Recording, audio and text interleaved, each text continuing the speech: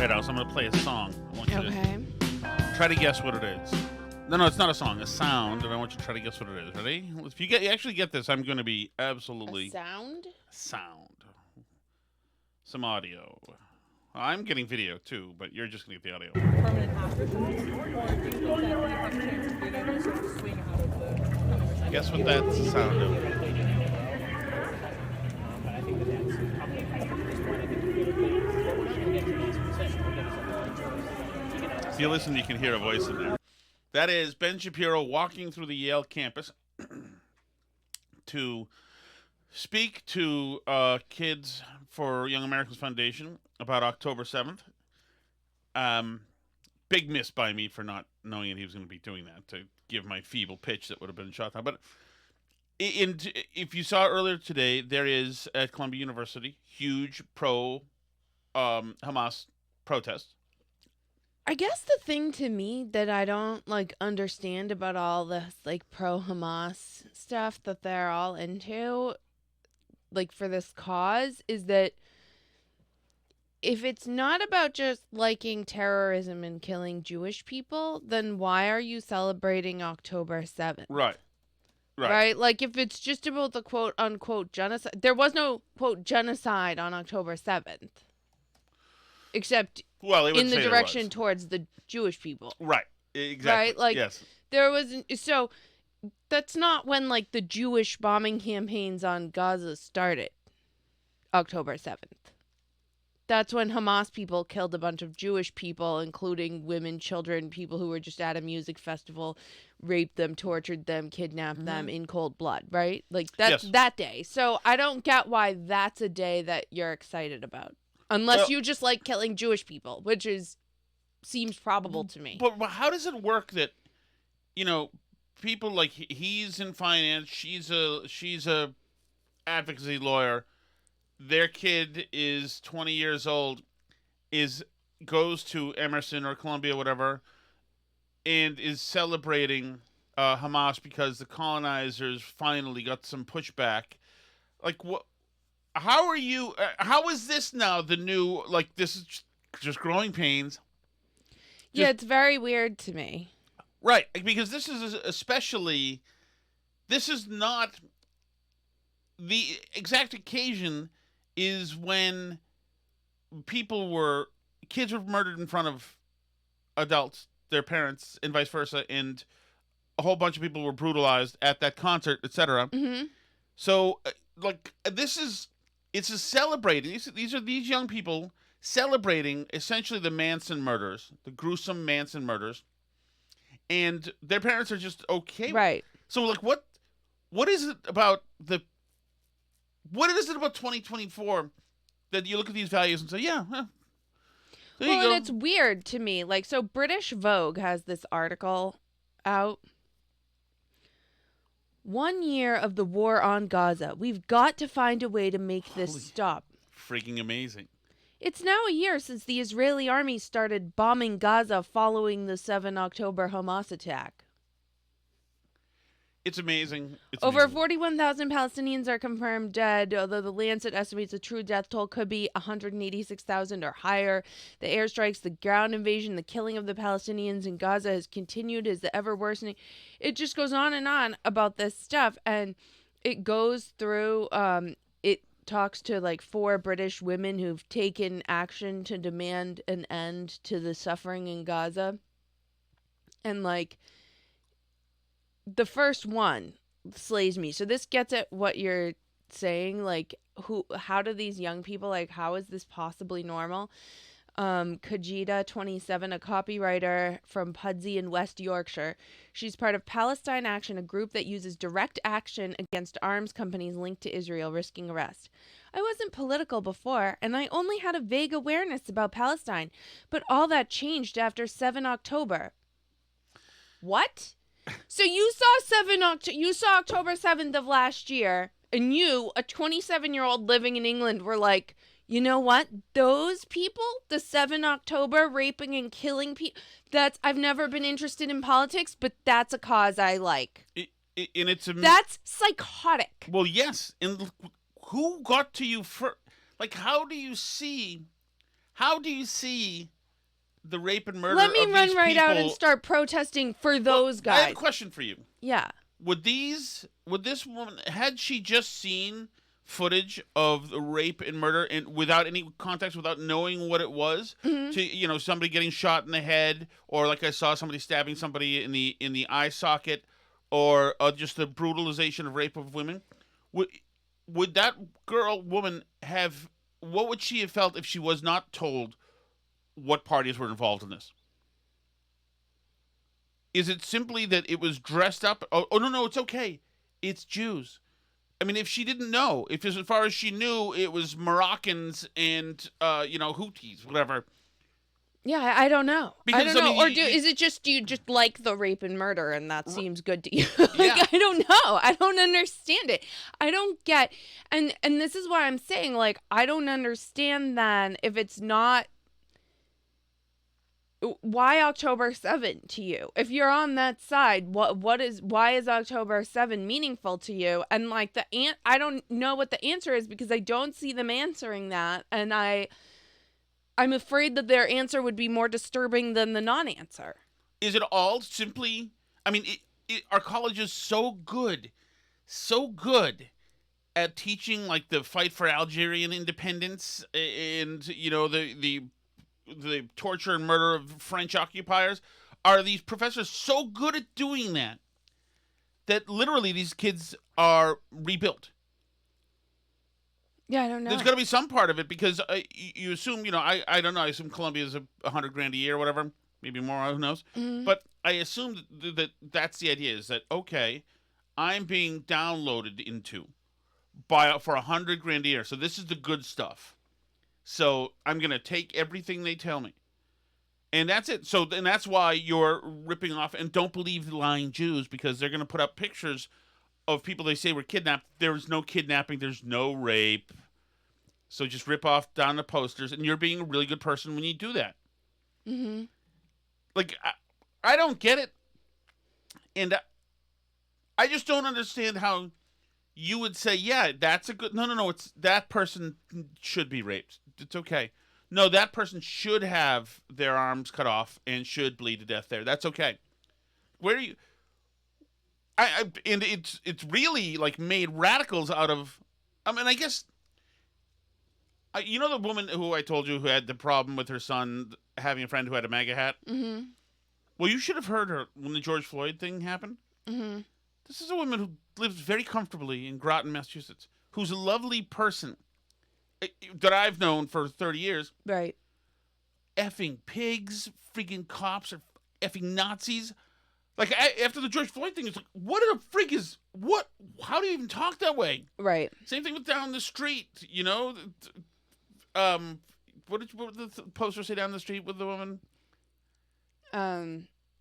Yeah, I know what you mean. Fight the power, or like take this, no justice, no peace. No justice, no peace, right. Well, how is this happening?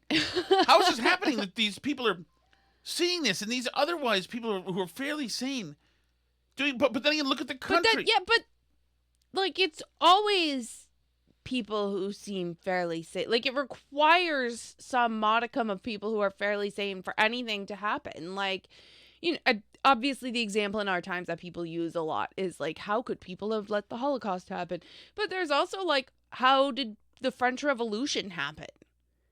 How did the Bolshevik Revolution happen? Like, these are times when seemingly ordinary people and a seemingly stable society turn into absolute chaos. And you could see this coming. You could see this coming from 15 years ago when Sarah Palin got into politics. And and I just heard her with Bill Maher, Sandra Bernhard, the comedian, who was, who of course is a really good person, because Trump's a hater and he's a piece of crap, whatever, said that she hoped that Sarah Palin got raped. Mm-hmm.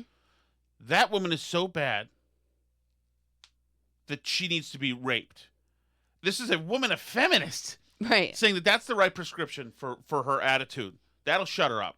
That's what needs to happen. Mm-hmm.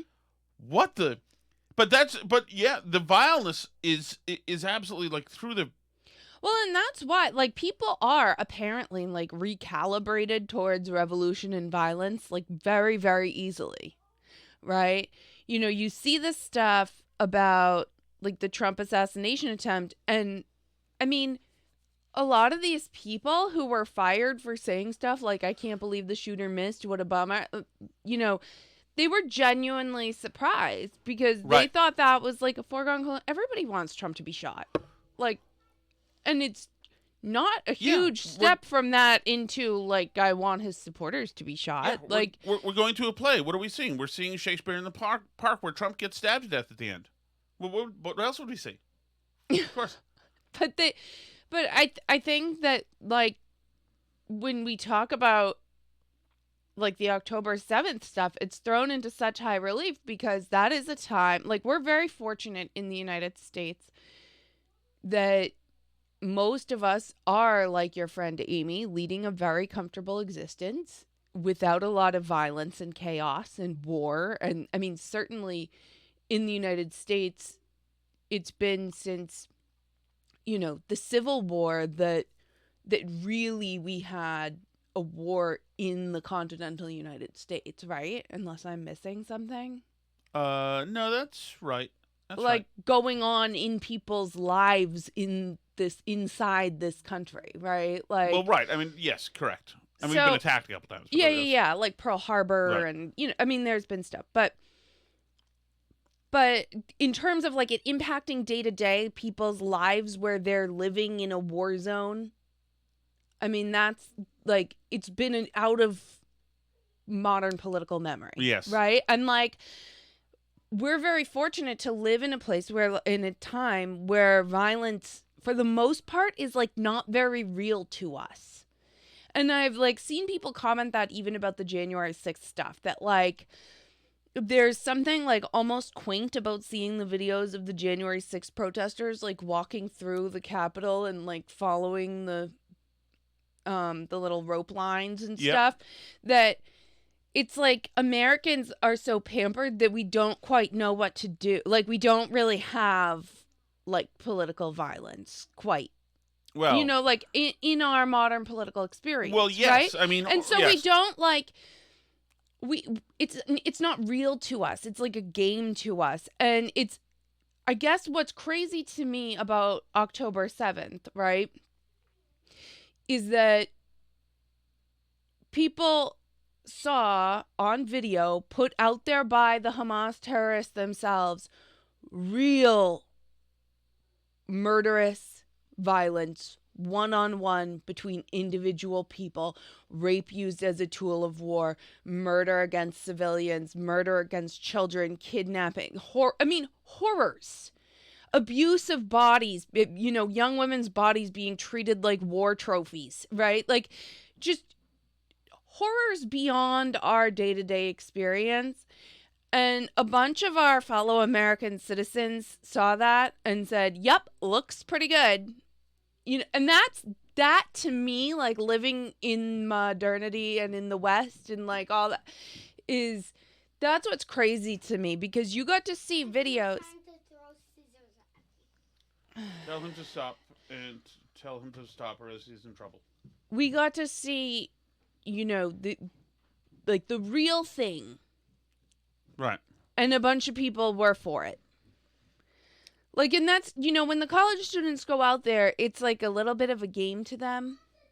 They're playing, like, this dumb game out on the college campuses and this and that. But, like, it's so clear that the line between that and the real deal of the real political violence is so thin. It's so like, that could get breached at any time. And, like, once you go down that road, like, you're in an ugly place, a place where none of us has lived in our political lifetimes, right? Like, when you have real citizen on citizen violence, like you do in the French Revolution or the Russian Revolution or any of these things, right? The media is teasing it out because it took them 4 years to catch on that there was something called Antifa. And they completely... Well, that's the generous explanation, is that they didn't catch on to it. Right. But I mean, they didn't want... It was willful blindness. They did not want to see that whatsoever. Did not want to see that whatsoever. like remember there was the free speech rally in Boston, and all these Antifa people like beat the crap out of people, and they did not want to make that the story whatsoever. Mm-hmm. But I mean, in all the violence that they did in 2020, etc., and that's the whole thing. With 2020, you have condoned violence as long as your cause is just, and if you're on the left, your cause is just, and that's it. That's all you need, because Antifa is anti-fascist. With the George Floyd riots, we're burning stuff because the black people the colonizers, us, are being mean to black people, and anything goes. Right. And you know what else anything's going to go is November 5th if Donald J. Trump is elected president. Well, right. And I mean, it's so interesting because they play it like they're so weak, but that's also like a weapon to them. You know what I mean? So this story's out here where, have you followed this Ta-Nehisi Coates thing? Yes. With, who is it, CBS?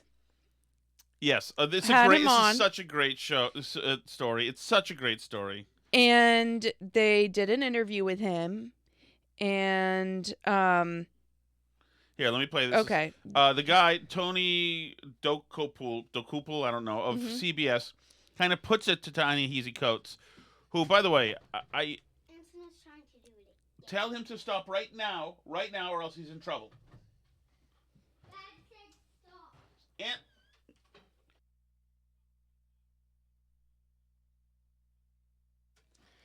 stop. So here's Ta-Nehisi Coates is a black author, and a Globe guy, and very famously he's into reparations, etc. Right. He was on the forefront of some of this BS. It's so funny when I did that show for PBS for a few episodes. The producers, you get a lot of producers. I remember she said, and well, we're going to talk about Ta-Nehisi's article. I said, whose? She said, Ta-Nehisi Coates? Because this is PBS, of course, where they live and breathe Ta-Nehisi Coates. But here's one of the exchange. That so particularly offends you about the existence of a Jewish state that is a Jewish safe place, and not any of the other states out there?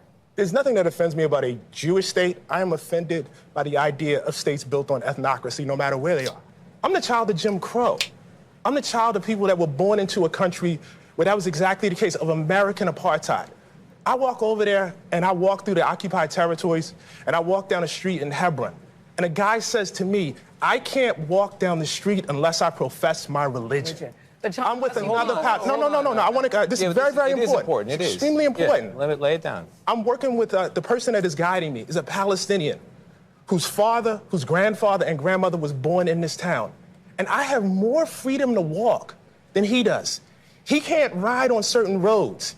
He can't get water in the same way that Israeli citizens who live less than a mile away from him can. And why is that okay? Why is that? I have a very, very, very, very moral compass about this.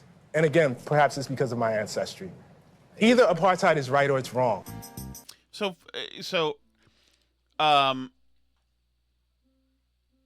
first of all, Ta-Nehisi Coates is freaking younger than me. The water fountain thing was settled by the 1970s. Okay, you don't have to worry about it. But first of all, his facts are freaking wrong. Yes, there are limits on freedom of movement there because the freaking savages with suicide vests are making life difficult in those areas. For frig's sake, it's so amazing. It's so amazing. But so apparently that was too much.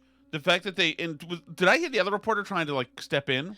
Well, and he also asked him, like the reporter asked, like, why did you leave out about the Antifada? Why did you leave out about, all these things that happened to Israel and its history? Like, he pressed Ta-Nehisi Coates about some of these things that he has misrepresented in his writing. Right.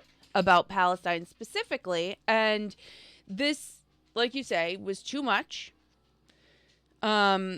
I love this story so much. It's so much. During its editorial meeting on Monday at 9 a.m., the morning of October 7th, the network's top brass apologized for the interview to staff, saying that the interview did not meet CBS's editorial standards. So the idea is that this reporter was biased because he asked Ta-Nehisi Coates questions about how he misrepresented the history of Israel. After being introduced by Wendy McMahon, the head of CBS News, Adrian Rourke, who's in charge of the news gathering at the network. This is from Barry Weiss's Free Press, by the way. Began her remarks by saying, covering a story like October 7th requires empathy, respect, and a commitment to the truth. That they want to check their biases and opinions at the door. That the reporters should just uncritically accept everything Ta-Nehisi Coates says without any... what Rourke said is, we are here to report news without fear or favor. There are times we fail our audiences and each other. We're in one of those times right now, and it's been growing. They essentially said to staff, many of you have told us. So once again, this is like at the New York Times. The staff is running the building. Right. The staff was upset that Ta-Nehisi Coates got asked questions, and they demanded that they apologize. Because apparently they're saying that the interview was biased, and basically they're having like a DEI person come in. Yes, I love this now to talk to and comfort the whole staff, as though once again, like, as though they're the ones who need comforting after, Ta-Nehisi Coates got challenged on his point of view that getting rid of Israel is good, actually. Right. So that's what's fascinating to me, because they are on the anniversary of October 7th upset that the network might have been too anti-terrorist. Right. Exactly. And now they need to be comforted because CBS was too they were biased against rape and murder. Yeah. At what point, you don't need to be comforted because your network, one reporter at your network was allowed to gently do reporter stuff. Question the pro-terrorism stance. Yes. A treatise on the entirety of the conflict between the Palestinians and the Israelis. But if you were to read this book, you would be left wondering, why does any of Israel exist? What a horrific place, committing horrific acts on a daily basis. So I think the question is central and key. If Israel has a right to exist, and if your answer is no, then I guess the question becomes, why do the Palestinians have a right to exist? Why do 20 different Muslim countries have a right to exist? My answer is that no country in this world establishes its ability to exist through rights. Countries establish their ability to exist through force, as America did. And so I think this question of right to Israel does exist. It's a fact. The question of its right is not a question that I would be faced with any other country. But you write a book that delegitimizes the pillars of Israel. It seems like an effort to topple the whole building of it. So I come back to the question, and it's what I struggled with throughout this book. What is it that so particularly offends you about the existence of a Jewish state that is a Jewish safe place and not any of the other states out there?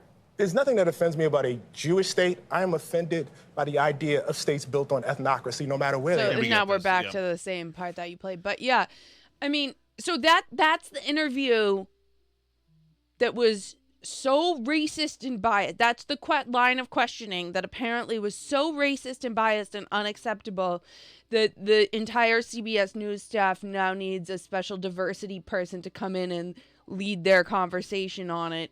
And the network is extremely sorry that this horrible biased interview happened. That is what we call the beginning of the end. And good. Beginning of the end for CBS News. The moment you let these moron staffers raise hell and have a Slack revolution, then you are done. But here's the thing to me is these moron staffers that are having they liked October 7th. Yeah, of course. So why are any of us apologizing to them, doing anything? Their method of solving the problem that they think is acceptable is October 7th thing, everybody. Guys, you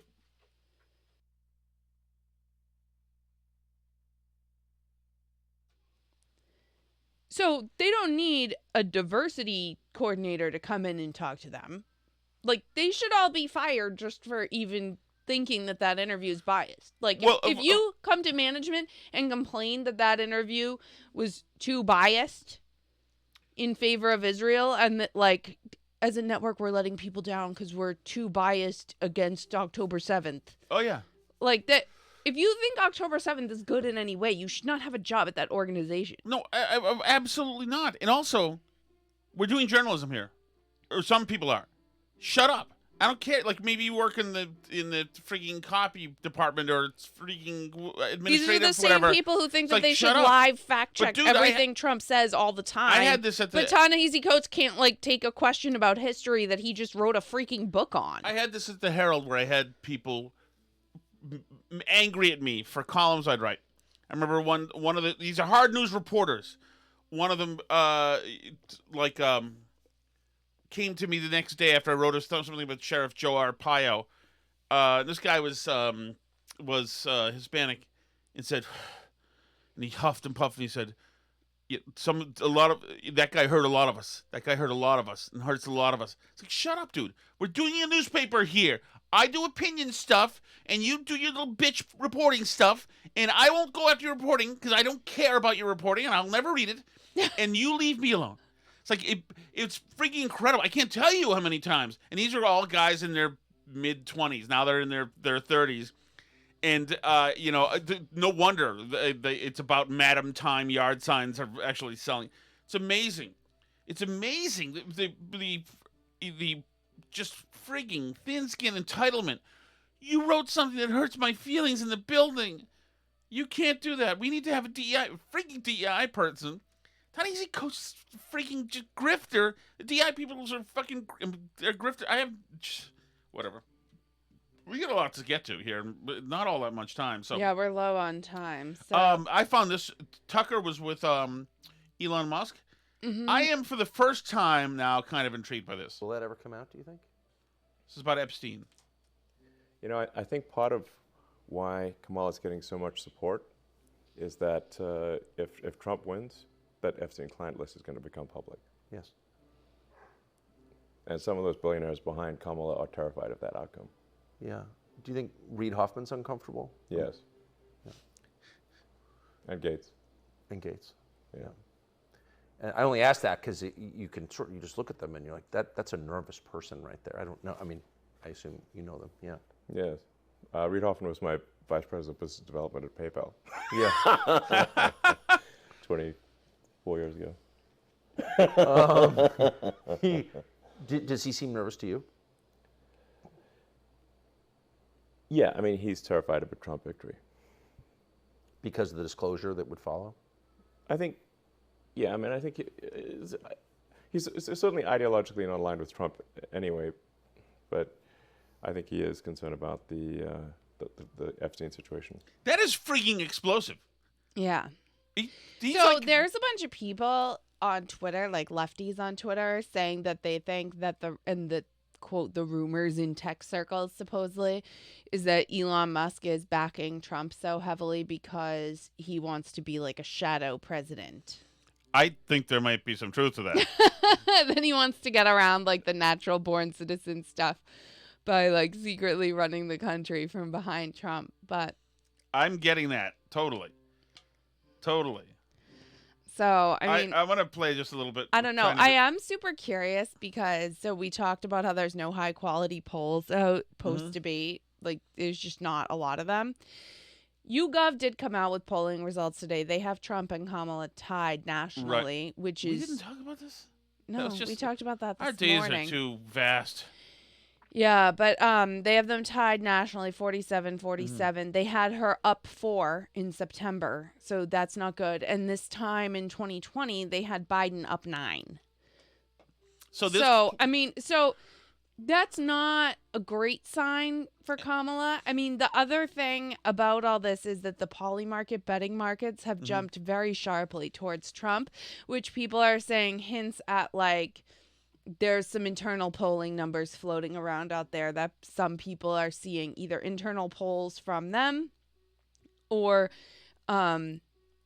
talking about like what Elon's talking about here about people being worried, or unreleased polls from news organizations that they're not releasing because they're nervous about the results or whatever it is. Right. But like even Nate Silver, who's like not a conspiracy guy at all, was commenting about how weird it is that there's no like good poll. Well, and this is what you were saying last night, right? Mm-hmm. Is it plays along with the thing that they're seeing something, and they're saying they're putting us on notice to shut up. The same way our TikTok got taken down. Shut up! Yeah. There's certain things you're not allowed to say. And today, my radio show was all about the FEMA, allocating money to migrants, which FEMA does, by the way, but they didn't redirect. And people have been losing their minds. This is such a sensitive thing for They the have left. been freaking out really a lot about this Hurricane Helene stuff. Karen, I was wondering whether you could comment on remarks like former President Trump made this morning, linking migration, crime, and genetics, and more specifically this sentence, quote, "We've got a lot of bad genes in our country right now," unquote. These people. Well, that type of language is hateful, it's disgusting, it's inappropriate, and has no place in our country. I just talked about misinformation, disinformation, and how we have seen a bipartisan response. It's warning after warning after warning. Stuff you're not allowed to say. On this issue of funding, the administration has money to send to Lebanon without Congress coming back. But Congress does have to come back to approve money to send to people in North Carolina. Do I have that right? Here's what I'm going to be very clear about. The president and the vice president has had a robust whole of government response to this. Hundreds of millions of dollars. I said it at the top, more than $200 million that we have directly put towards survivors here for disaster help. And that's because of this president's commitment to make sure that we are there for communities that are impacted. We take this very seriously again. We take this very seriously. And before the hurricane hit, we pre-positioned more than 1,500 federal folks on the ground. We're deciding not to. Letter to Congress that there's not enough money to help people in We're North talking Carolina. about the SBA disaster loan. That's yes. money for people in North Carolina. And that's important, and people in North Carolina need that. Wait, this is nothing new. Peter, this is nothing new. Congress comes together, they provide money. And once again, talking about this is dangerous, she's saying. You can't do it because then people won't reach out to FEMA, and then they'll die.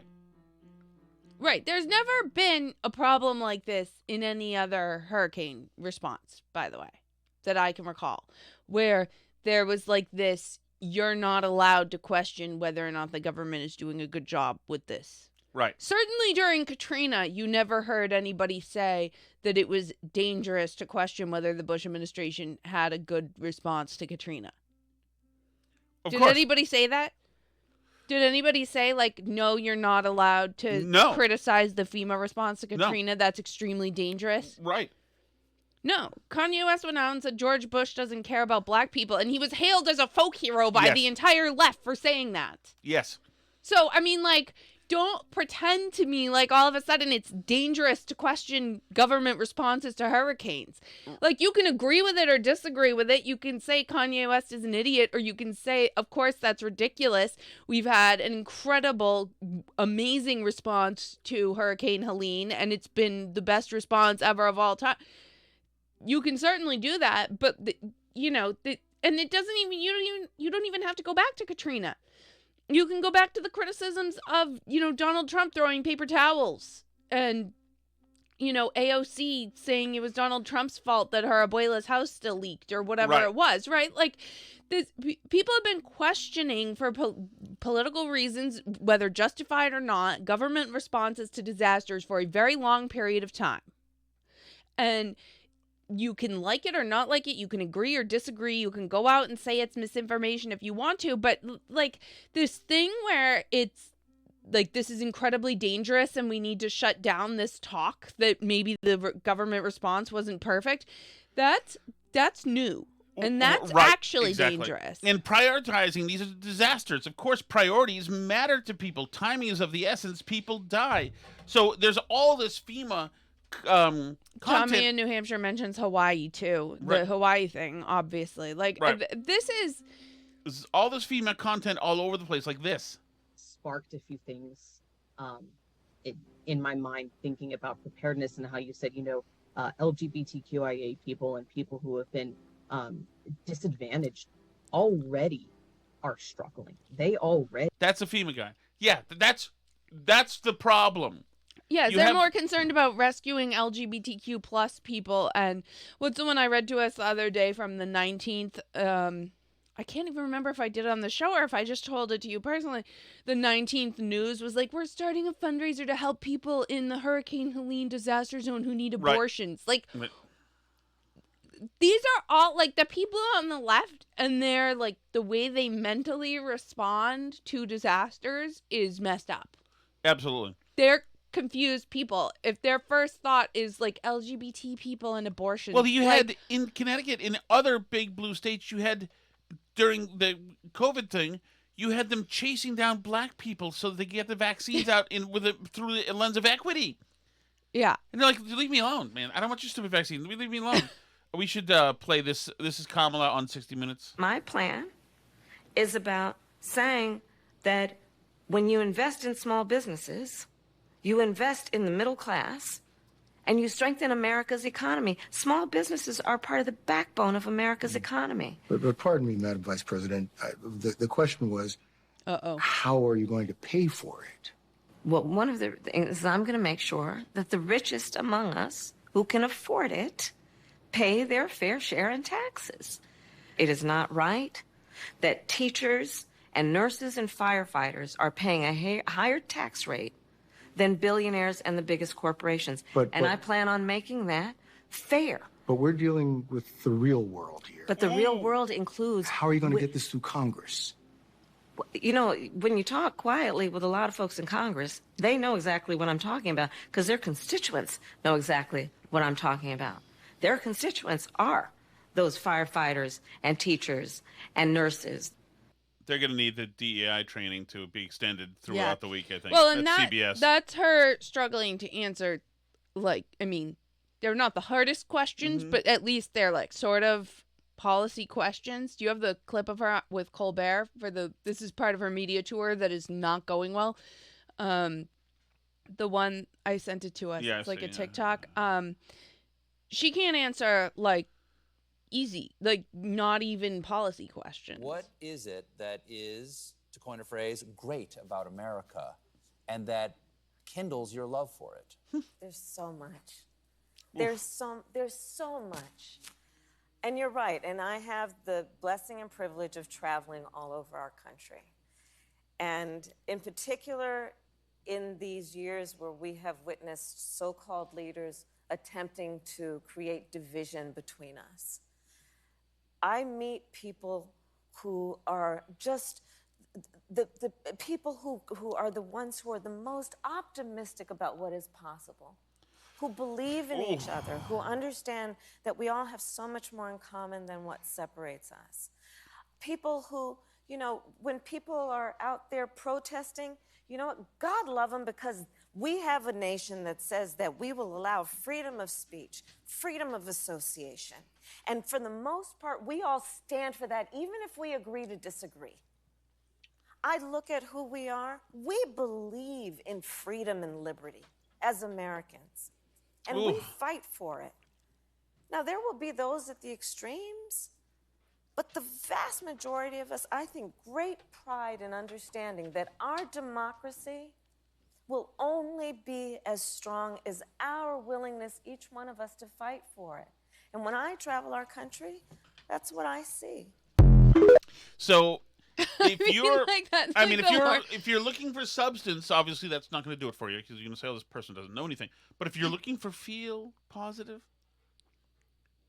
but she's not even really that great at feel positive.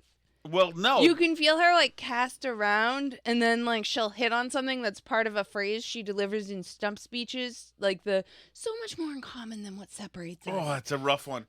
Well, but also, what makes that more devastating is that Colbert serves her up a nice frosty What do you ice love cream. about America? That's it. Like, that's all you had to do. It's all you have to do is not be terrible, like he did 4 years ago with her in her most cringeworthy moment. In those debates, you landed haymakers on Joe Biden. I mean, his teeth were like chiclets all over the stage, and now I believe you that you're fully supportive of him. How does that transition happen? How do you go from being such a passionate opponent on such bedrock principles for you, and now you guys seem to be pals? It was a debate. Not everybody landed punches like you did, though. It was a debate. So you don't mean it? It was a debate. That the whole reason, literally, it was a debate. It was called a debate. Part of him has to be kicked off here. Traveled to the debate. There were journalists there covering the debate, where there would be a debate of differences of opinion and issues. Okay. He's like, I gave you a softball here, and you're making fun of me? But what is this? Well, no, and you have to think, I mean, like, you don't really see him during that other clip of her, the one from the new Colbert thing, but, like, he's got to be sitting there thinking, like, I'm giving her the easiest questions in the world, and she's still doing this. It's like when the look Oprah was giving her when she was on Oprah, and she was like, oh my God, you're the dumbest person alive. Like, how is this possible that I have to pretend like you're saying something smart here? So this is with Call Her Daddy today. This is actually tweeted out by Kamala.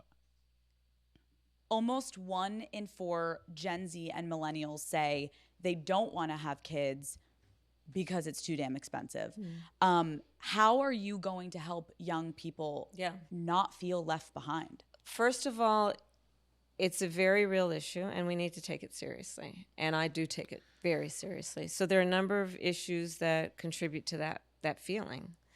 One is housing is too expensive, and we need to increase the housing supply. So part of my plan is to work with home builders in the private sector to build, by the end of my first term, 3 million more housing units. Second piece is $25,000 down payment assistance for first-time home buyers, because a big issue in terms of the barrier to being a homeowner is Once again, she could have done this all. Once again, well, and also, where's all this free money coming from? This Call Her Daddy interview is so clearly like a completely prefab interview. Like, Alex Cooper did not come up with these questions. No. Kamala's team came up with these questions. They gave them to her to ask, and they gave Kamala prefab answers to answer to them, right? Like, there's nothing authentic about this. No. We should get to the chat, bro, and we gotta go. Yes, let's jump to the chat. Or are you going, or am I going? I can go. Oh. We have a kid to pick up. Got a lot of messages, Alice. Here we go. Ladies and gentlemen, the 45th President of the United States and soon to be the 47th President of the United States, please welcome Donald J. Trump.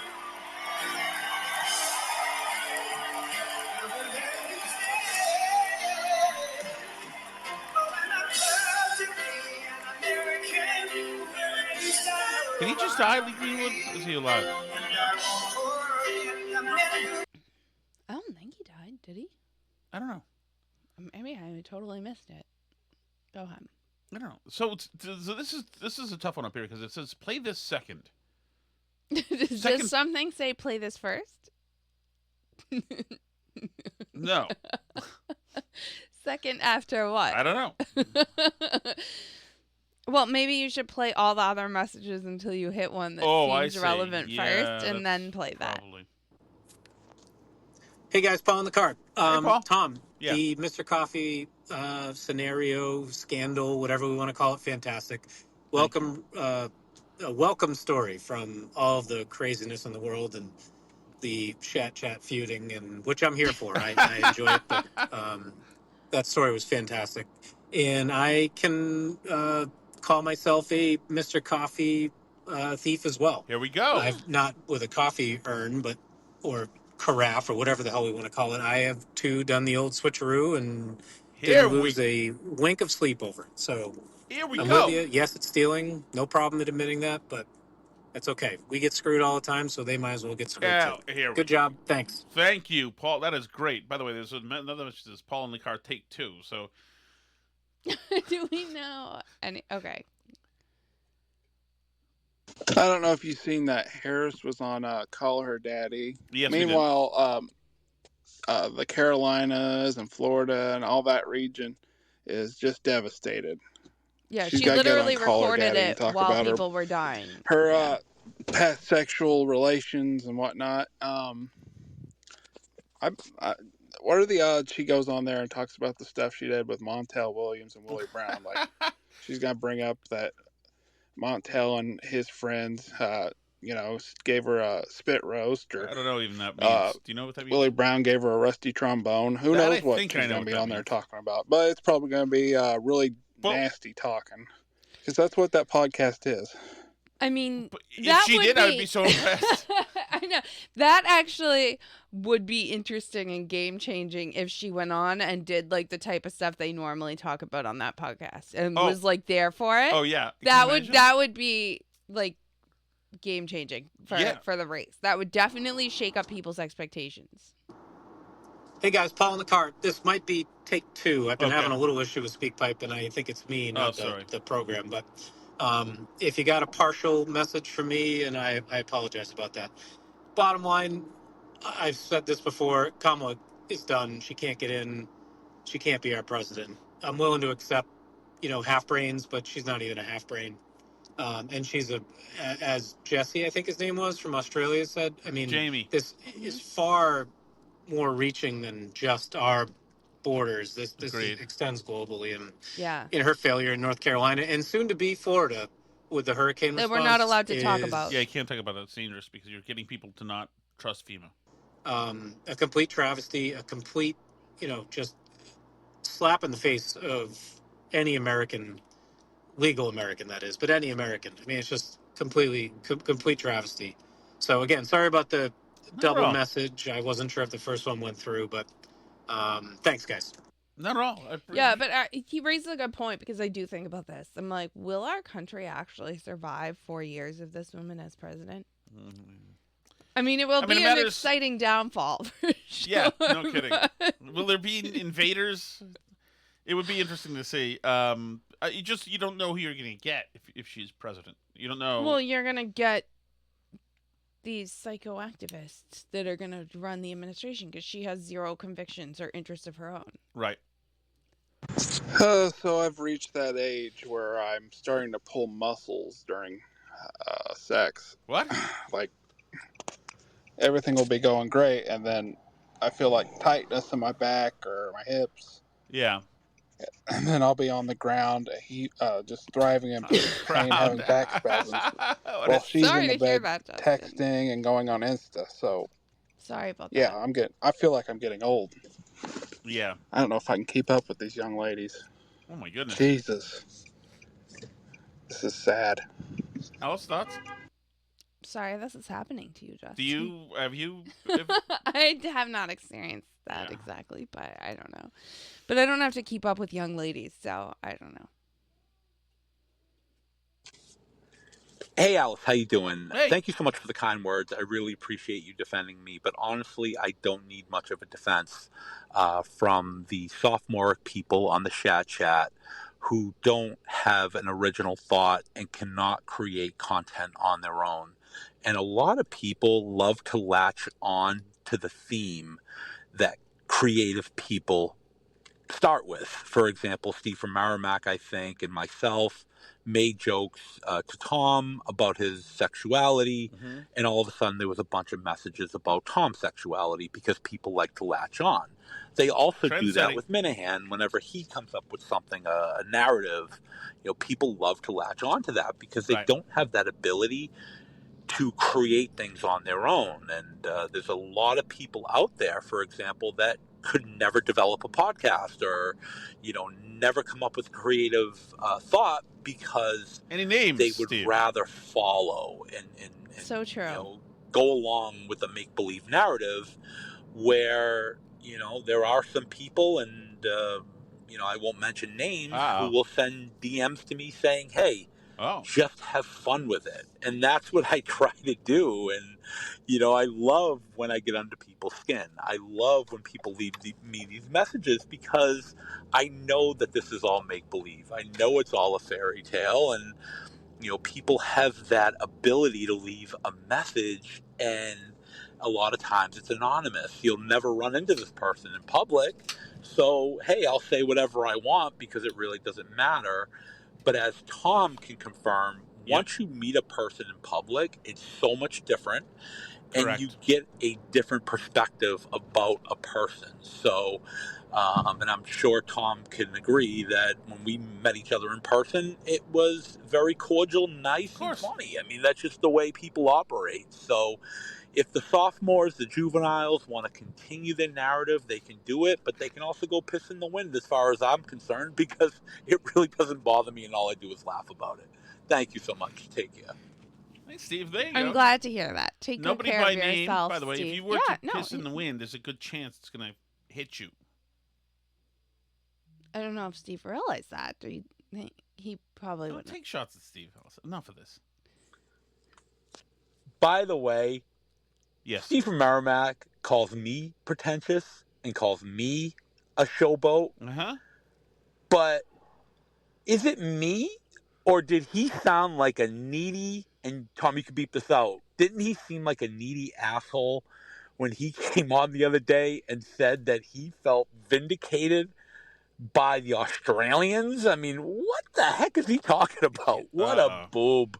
Oh, my goodness. Palindrome, Alice. Did you know that? True. Mm-hmm. Just when I thought we were going to have the peace back. Nope. Not happening. Not happening. Hi, Steve from Merrimack. Hey, Steve. Really good discussion on yesterday's show, but I always listen the day after, about the election and the lack of polling since the VP debate and, Trump's chances. Even before you guys had that discussion, I felt compelled to leave a message because just on my own, observing how, with all the increased coverage now of Kamala and Tim Walz, that they're, getting more and more exposed, that everyone can see, even if it's not negative coverage, everyone can see how bad she is. Yeah. And how bad he is. Yes. And it's I know based on the polling we do have, it's still a jump ball election, but the sense of momentum that I'm feeling based on what I'm seeing Total and what I'm vibe hearing, shift. I just have this feeling like on election night, Trump is going to win this thing going away. And I think that I think we're going to know the winner election night, which would be Your fantastic. lips to God's ears. Ooh. That's what I feel. That's what I'm praying for. Yeah, but aren't like 55% of the votes mail-in votes this time? But it depends how. I mean, it thinking they won't need them. Yeah.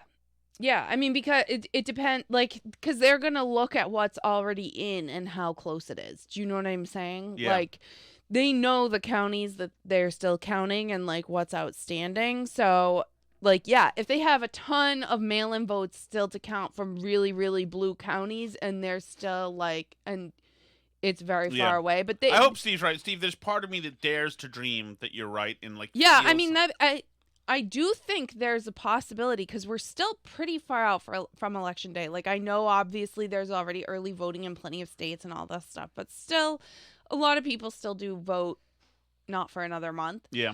There's a lot of time for Kamala to screw this up. Really, and we've been talking about this since early August. Well, if the CBS reporter went after her like that, my goodness. We've been talking about this since late July, early August when she got in, that their best shot is to hide her and hope no one notices until Election Day, right? But that's their only chance. Yeah. And she's already out there, and it is seeming like, and he's already out there, and he sucks too. And it's seeming like every interview that she does, somebody in her camp thought it was a good idea for her to do a big media blitz, and every interview that she does seems to make it worse. It's a total for mess. her. By the way, we did see Steve. By the way, Alice and I saw a Tim Walz sign. Did I say this last night? A Harris Walz sign, and it read, a man has this in his front yard. It read, "Mind your own damn business." Oof is right. Thank you so much for listening, everybody. I have to go pick up our daughter. We will see you tomorrow night. Looking forward to it. Hopefully there's some new polling numbers out by then. If you want to join us for the live chat and that stuff, you can do that at patreon.com/burnbarrel. If you like listening for free, and who doesn't really, obviously, that's also fun. You can do that at burnbarrelpodcast.com. There's links to Apple Podcasts, Spotify, all places to listen like that. Thank you so much, everybody. Have a great night.